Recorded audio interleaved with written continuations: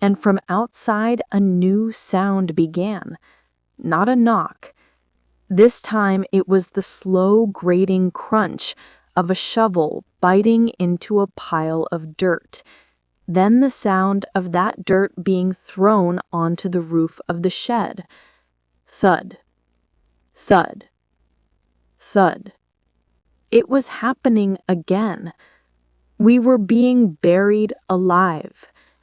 We screamed, we beat on the walls, but the shoveling did not stop. It got faster, more frantic.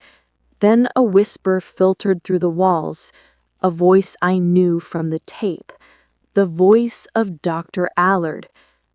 "Now you know what it sounds like," he whispered.